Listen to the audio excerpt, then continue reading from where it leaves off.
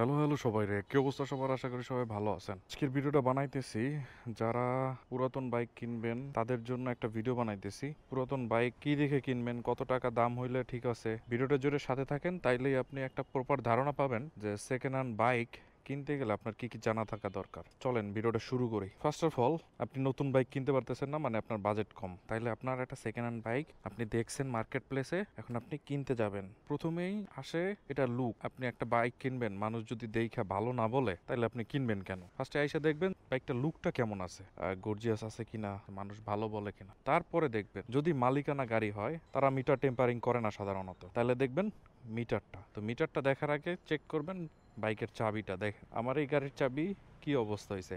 এটা আমারটা মনে হয় 1 লাখ প্লাস গাড়ি চলছে, তাই 1 লাখ প্লাস গাড়ি চললে গাড়ির চাবির কি অবস্থা হয় দেখেন। অনেকে আছে যে চাবি তারা চেঞ্জ করেও দিতে পারে। তাইলে আপনি কিভাবে বুঝবেন যে আসলে গাড়িটা মিটার টেম্পারিং করা কিনা?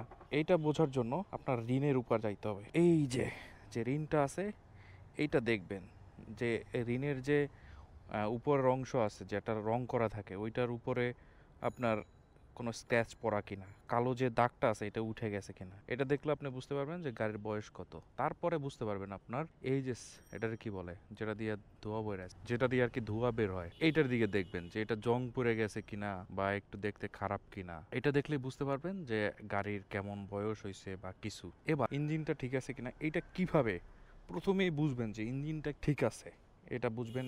সেটা হলো সাইলেন্সারের কাছে আসবেন, আসার পরে এই যে এরকম ধরে উঠাবেন। এটা আমার হাতে আগেই কালি ছিল, এটা দিয়ে দেখাই। এই যে দেখছেন কালি কিন্তু অনেক নাই। যদি এটার ভিতর অনেক কালি থাকে, মানে এটার ভিতরের যে ইঞ্জিনটা আছে ওইটা খারাপ আছে। তারপরে এটার ভিতর দিয়ে যদি এখান থেকে মোবিল পড়ে, তাইলে সেই বাইক কেনা থেকে বিরত থাকাই উচিত, কারণ এই গাড়ি কেনার সাথে সাথে আপনার কাজ করাইতে হবে। এর পরবর্তীতে আপনি বুঝবেন কিভাবে, আসবেন যে আপনার ইঞ্জিনের কাছে আইসা দেখবেন যদি কাজ করানো হয় গাড়িতে, তাইলে এই যে নাটগুলো আছে না, নাটগুলো দেখবেন যে নাটগুলোয় আসলে স্ক্র্যাচ পড়া কিনা। যদি স্ক্র্যাচ পড়া থাকে, কোনো কাজ টাজ করানো হয়েছে এই জন্য নাটগুলোয় দাগ দাগ পরানো। তো এইগুলো হয়েছে ব্যাপার স্যাপার। তারপরে যদি আরও মন চায় যে গাড়ির বডিটায় ভাঙাচোরা আছে কিনা, এগুলো তো অবশ্যই দেখবেন। তারপরে আপনি দেখতে পারেন পিছনের যে বডিটা আছে, ঠিক আছে, ওইটার উপর একটু নজর দেবেন যে ওইটার উপর কোনো মানে জং টং পড়ে আছে কিনা। এইসব বিষয়ে দেখলেই আপনি প্রপার একটা আইডিয়া পেয়ে যাবেন যে কী অবস্থা দাদা, আইডিয়া পেয়ে যাবেন যে আসলে বাইকটা ভালো কিনা। তারপরে আরও আছে যে আপনি দেখেন টায়ার চেঞ্জ তো করতেই পারে, এটা স্বাভাবিক। টায়ারের বিষয় নিয়ে এত ভাবার দরকার না। পুরাতন বাইকই কিনতে চান, টায়ারটা ভালো আছে, তাহলে তো আপনার পরের টায়ারটা চেঞ্জ করা লাগবে না। আর এই যে দেখেন এই ভিতরে একটা অয়েল সেল থাকে, ঠিক আছে। এই অয়েল সেলটা আমি কি করছিলাম, ভুল করছিলাম, যেটা হলো অয়েল সেল কাইটা যাওয়ার পরেও আমি গাড়িটা চালাইছিলাম। কারণ যেহেতু আমি প্রথমে বুঝি নাই, প্রথমে কারো আসলে শরণাপন্ন হই নাই বিদায় এই ঝামেলাটা হয়ে গেছে আমার। এখন এটা লেইদে নিয়ে কাজ করানো লাগবে।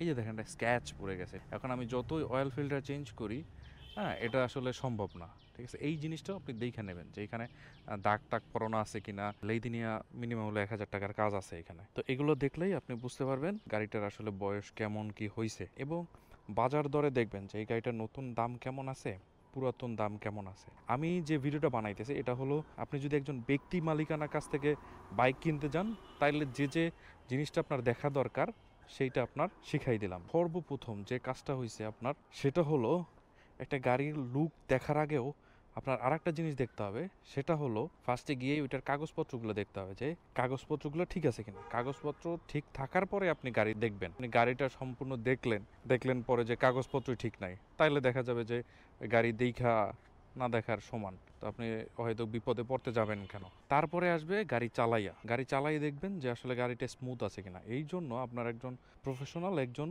ব্যক্তিকে নিয়ে গাড়িটা দেখতে যাবেন, যে কিনা 2-3 বছর গাড়ি চালাইছে, গাড়ি সম্পর্কে আইডিয়া আছে, গাড়ি ঠিক করছে, তাইলে আপনি একটা ভালো মানের একটা গাড়ি কিনতে পারবেন। আর আমার মতামত যে আমার গাড়িটা যেমন ধরেন মার্কেটের প্রাইস 2 লাখ টাকা, তো আমি এই গাড়িটা 80,000 টাকায় বিক্রি করব, তাহলে মানে কি আমার এই গাড়িটা অনেক সার্ভিস দিছে আমারে। তাহলে আমি যদি 80,000 টাকায় বিক্রি করি, তারপর মনে করে নিতে হবে যে আপনার অনেক কাজ আপনার আরও করাইতে হবে। বা আপনি পুরাতন এমন বাইক কিনবেন না যে আপনার রেগুলার কাজ করাইতে হয়। আর যেটা হলো বিষয় যে আপনি যারা পুরাতন বাইকার আছে তাদের কাছ থেকে অবশ্যই পরামর্শ নিয়ে যাবেন, যেন না ঠকেন।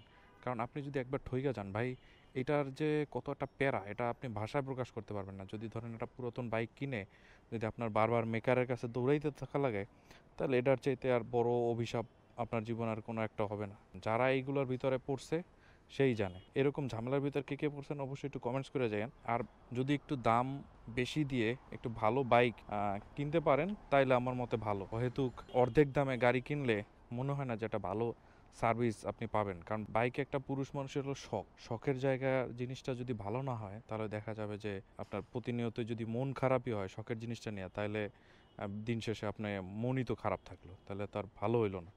তো এইটা হচ্ছে বিষয়। এইটা বললাম হলো ব্যক্তি মালিকানা গাড়ির কি কি করবেন। আর উপরে আই বাটনে দিয়ে দিলাম শোরুম থেকে যখন গাড়ি কিনতে যাবেন তখন কি কি জিনিস আপনি অবশ্যই অবশ্যই লক্ষ্য রাখতে হবে আপনার, ওটা চাইলে দেখে আসতে পারেন। আজকের মতো এখানে বিদায়। ভালো থাকেন, সুস্থ থাকেন। যদি ভিডিওটা ভালো লাগে তাহলে একটা লাইক দিয়ে যান, যদি না ভালো লাগে একটা ডিসলাইক দিয়ে যান। আল্লাহ হাফেজ।